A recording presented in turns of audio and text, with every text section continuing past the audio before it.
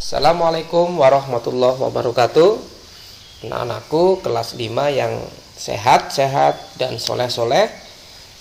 Pada pembelajaran pada tema kali ini kita ada materi kaitannya dengan perpindahan kalor. Oleh karena itu pada kesempatan ini Pak Guru akan menjelaskan hanya detail di perpindahan kalor. Kalau di tema kan kita mempelajari berbagai macam muatan pelajaran ya nak ya, tapi kali ini Pak Guru hanya mau menjelaskan saja di bagian perpindahan kalornya. Nah, kalor adalah panas.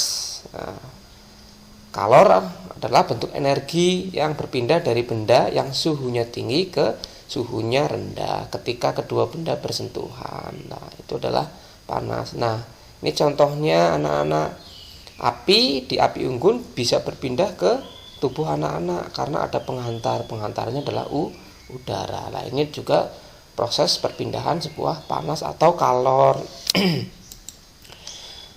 Pada materi yang kemarin kita sudah dijelaskan tentang bagaimana perpindahannya.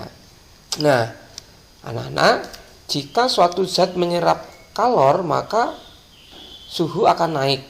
Nah, dan jika suatu zat melepas kalor maka suhu akan turun. Nah, contohnya adalah air dengan ditambahkan dengan apa nih?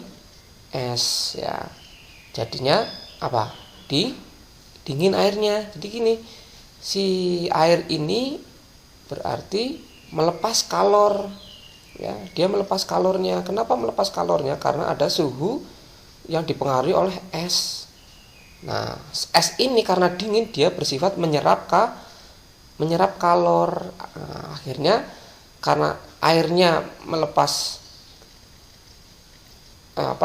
ini akan melepas kalornya karena airnya kan ini enggak dingin. Esnya dingin, air melepas kalor, kemudian si esnya menyerap kalor, jadilah air es, air yang dingin. Nah, peristiwanya adalah seperti itu. Berarti air ini adalah awalnya enggak dingin, ya berarti dia melepas kalor. Nah, ini es berarti bersifat menyerap panas. Akhirnya percampuran dua ini menjadikan sebuah air ini menjadi air yang dingin. Oke, ini adalah peristiwa perpindahan kalor juga. Nah, ini juga secara konveksi, secara radiasi ya. Oke, bagaimana kalor dapat berpindah dan bagaimana caranya? Nah, perpindahan kalor itu ada 3 macam: konduksi, konveksi, dan radiasi. Nah, secara konduksi yaitu bersifat hantaran ya. Perpindahan kalor melalui zat tanpa disertai perpindahan partikel zat, umumnya melalui zat padat. Nah, contohnya adalah logam, kemudian aluminium. Nah, itu adalah secara konduksi contoh tersebut. Nah, ini adalah perpindahan kalor ya. Nah, konduksi ini ada 2, konduktor dan isolator. Konduktor yang mudah mengantarkan panas dan isolator adalah yang sukar. Nah, anak-anak, bila kita memanaskan paku dengan memanaskan kayu, kira-kira cepat mana? Cepat memanaskan paku karena paku adalah logam, dia bersifat konduktor. Nah, oke. Nah, yang kedua adalah perpindahan kalor secara konveksi. Perpindahan kalor secara konveksi yaitu perpindahan melalui zat perantara, yaitu diikuti melalui perpindahan partikelnya, misalkan udara, air. Nah, ini adalah konveksi. Konveksi ada 2, alami dan paksa. Nah, konveksi alami angin darat, angin laut ya. Kemudian konveksi paksa hair dryer, sistem pendingin mesin, mobil, itu adalah konveksi secara paksa. Nah, oke, anak-anak semuanya. Nah, pertama adalah pemanfaatan konveksi panas atau kalor. Nah, yang pertama adalah perebusan air. Nah, proses perebusan ini adalah adanya konveksi. Zat perantaranya mana? Di air ini, dengan logam yang ada di panci ini. Nah, partikel yang telah panas, ya, partikel air ini kan panas, naik ke atas, kemudian air dinginnya turun menempati ruang yang ditinggalkan tadi, akan terus menerus sehingga air ini akan mendidih secara merata. Ini adalah proses konveksi yang terjadi pada saat kita peristiwa merebus air. Nah, anak-anak, nah inilah perpindahan kalor konveksi ya pada angin laut.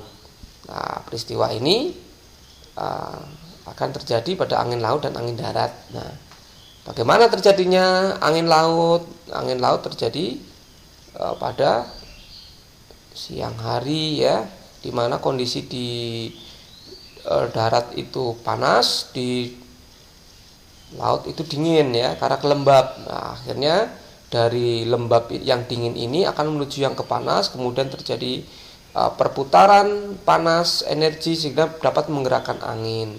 Nah, begitu sebaliknya terjadi angin darat pada malam hari, angin akan bergerak ke laut. Kenapa? Karena di laut itu panas sehingga udara yang bertekanan dingin di darat akan menuju ke laut sehingga dimanfaatkan oleh nelayan untuk melaut. Makanya nelayan kalau pergi ke laut itu malam karena memanfaatkan angin darat. Pulangnya siang, dia akan memanfaatkan angin laut ya. Jadi peristiwa angin darat dan angin laut adalah contoh dari konveksi. Nah, anak-anak bisa melihat video sebentar tentang peristiwa angin darat dan angin laut. Oke, kita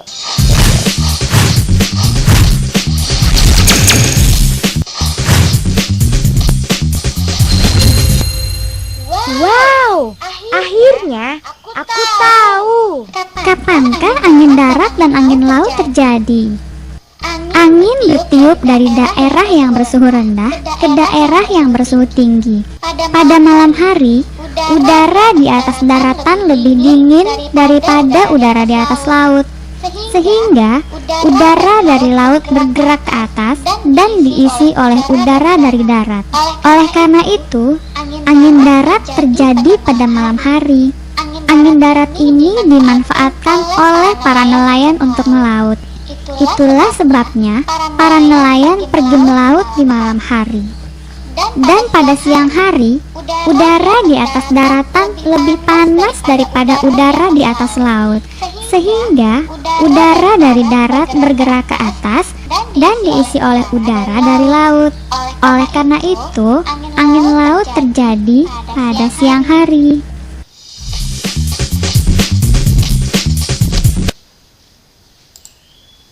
Oke, anak-anak semuanya tadi sudah melihat video bagaimana terjadi angin laut dan angin darat. Nah, sekarang selanjutnya perpindahan kalor yang ketiga adalah secara radiasi. Ya, radiasi itu adalah pancaran ya. Jadi tanpa melalui zat berantara ya, seperti halnya kita merasakan panas di siang hari ya, itu adalah proses kita radiasi. Jadi air panas dari matahari langsung ke tubuh kita, itu adalah proses radiasi. Nah, ini adalah contohnya di mana radiasi merupakan gelombang elektromagnet matahari menghantarkan kita sebagai makhluk hidup di bumi. Nah, kalau pada siang hari ternyata